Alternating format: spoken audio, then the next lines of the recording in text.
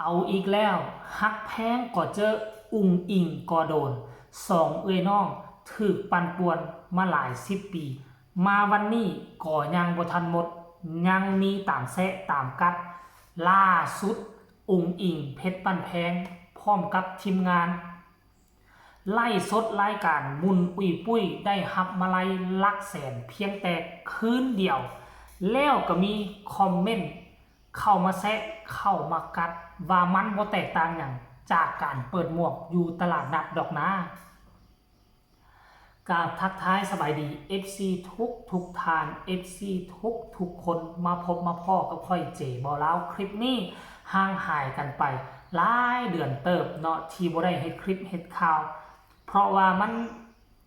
ก็บ่มีอีหยังมากมายเพราะส่วนใหญ่แล้วก็มีคนเฮ็ดคลิปเฮ็ดข่าวเกี่ยวกับศิลปินคนนี้อยู่แล้วเจบ่ลาวก็เลยอยากเปลี่ยนบรรยากาศเบิ่งเฮ็ดเกี่ยวกับผู้นั้นเฮ็ดเกี่ยวกับผู้นี้ผู้ที่เขายังบ่ทันโด่งทันดังแน่เพื่อจะเป็นการเขาเอิ้นว่าสุกยู่เพื่อจะเป็นการสนับสนุนเพื่อเป็นการโปรโมทอย่างน้อยๆก็โปรโมทคนในองค์กรเดียวกันให้มันโด่งมันดังขึ้นแน่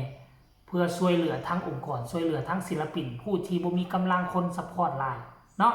แล้วมื้อนี้มันก็ได้กลับคืนแวะเวียนเข้ามาดนๆจึงจะได้เฮ็ดคลิปเทื่อนึงเนาะมันเกิดเรื่องดราม่าขึ้น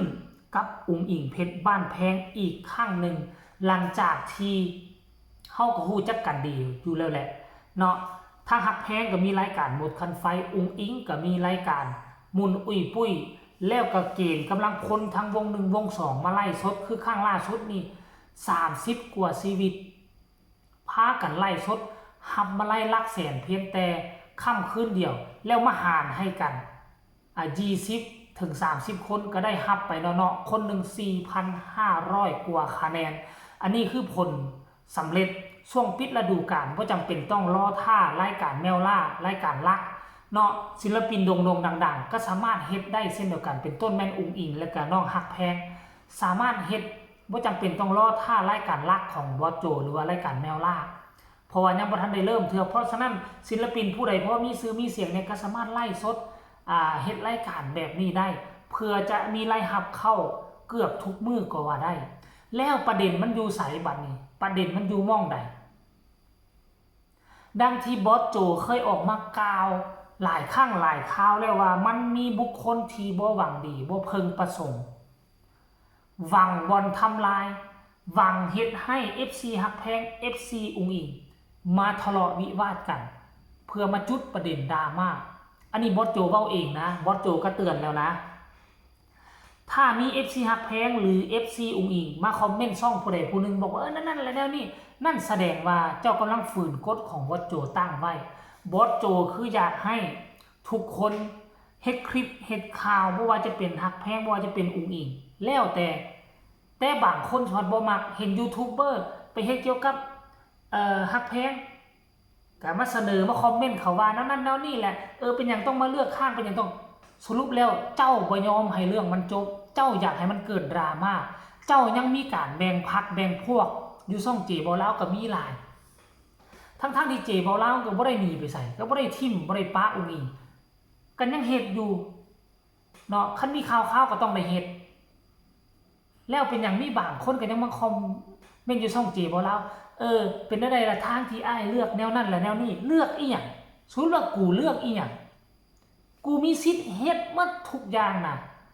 อยู่ในแวดวงการหมอลำละทั่วโลกนี่เจบ่ลาวมีสิทธิ์เฮ็ดข่าวหมดเจ้าของวงยังบ่ได้ห้ามแล้วเจ้าแม่นไผมาห้ามมาห้ามว่าคันเลือกผู้นั้นก็ไปอยู่นำผู้นั้นเลือกผู้นี้ก็ไปอยู่นำผู้นั้นบ่จำเป็นมีสิทธิ์อีหยังช่องนี้คือช่องเจบ่ลาวหัวหน้าวงเขาบ่ได้ห้ามเทื่อเนาะมันจะมี FC แบบนี้แหละคอยปั่นป่วนแล้วมื้อนี้มันก็มีคือกันนี่ FC มีคือกันบอกว่าในเมื่อก่อนพวกเขาก็ฮู้แล้วล่ะอดีตอุ๋งอิงเพชรบ้านแพงก็คือไปเปิดหมวกตามตลาดนัดนำพอไก่บางคนก็เว้าดูหมิ่นดูถูกดูแค้นไปคอท่านคอหยังก็ว่าไปเนาะแต่อันนั้นเขาเฮ็ดเวียกแบบบริสุทธิ์บ่ได้ไปลักบ่ได้ขโมยเอาเสียงเอาความสามารถไปแลกเอาไผพอใจก็ให้ไผบ่พอใจบ่ให้แล้วก็แล้วอันนี้เป็นต้นเหตุเลยคำว่าเปิดหมวก แล้วมันก็ไปคอมเมนต์ในมือวานนี้ในเงินหลักแสนหลังจากที่ไล่สดรายการมูลนิปุ้ยมีคนไปคอมเมนต์ว่ามันไม่ผิดอะไรกับเล่นเปิดหมวกตามตลาดสดหรือข้างถนนแมนยูพวกเจ้าเล่าเขียนแบบนี้เราบ่ลงเลิกอีกอย่างไรแต่ความหมายของเราก็คือดูหมิ่นดูถูกดูแคลนว่าเป็นขอทานว่าเปิดหมวกขอเศษเงินความหมายของเรากับแนวนี้ฮันแหละเนาะเราอยากสื่อถึงว่าเมื่อก่อนเป็นแนวใดเดี๋ยวนี้ก็เป็นแนวนั้นเมื่อก่อนเปิดหมวกขอเงินมาเดี๋ยวนี้ก็มาเปิดหมวกอยู่ทางไล่สดขอเงินถึงว่าจะเอิ้นว่าไล่สดมันแตกต่างอีหยังกับการเปิดหมวกเมื่อสมัยก่อนมันแตกต่างก็คืออันนึงไล่สดอยู่บ้านอันนึงไปห้องเพลงอยู่ข้างถนนกับตลาดสดความหมายของเราสื่อถึงแล้วนี่แหละหลังจากนั้น FC แฟนคลับของน้องฮักแพงน้องอุ๋งอิงก็กระโดดมาปกป้องทันทีอันนี้ค่อยเห็นดีนะจงฮัดยินดีความสำเร็จของคนอื่นลดความอิจฉาลงหาความสุขให้กับชีวิตเกิดมาชาติเดียวฮัดคิดในสิ่งที่ดีๆมั่งบักหำค่อยเห็นดีกับคอมเมนต์อันนี้ FC อุ๋งอิงตัวจริงต้องเป็นแนวนี้เนาะนอกจากอุ๋งอิงจะถึงแนวนี้แล้วฮักแพงก็ถึกเส้นเดียวกันฮักแพงถึกตลอดไล่สดคืนนึงมีมาไล่เข้าลัก10,000-20,000ฮักออกให้มูให้พักให้พวกแล้วเหลือเป็น10,000กว่าเกือบทุกครั้งที่ไล่สดแล้วมันก็จะมีพวกนี้แหละไปได้สำนี้ยังมาอ้างได้สำนั้นยังมาอ้างถามแน่พวกที่มาคอมเมนต์บอกให้น้องฮักแพงตอนนั้นท่าน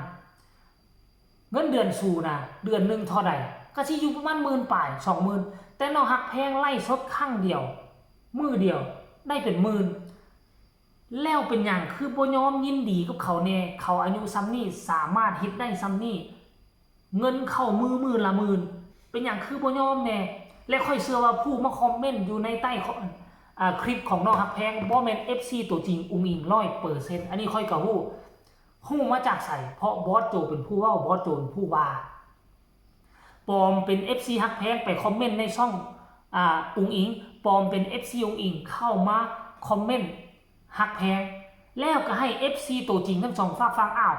มึงบอกให้กูบอกให้มึงบอกเข้ามาทะเลาะพิษกันแล้วมันก็สิตกเข้าไปอยู่ในวงล้อมของเขาดังที่ปีที่ผ่านมานั่นเอง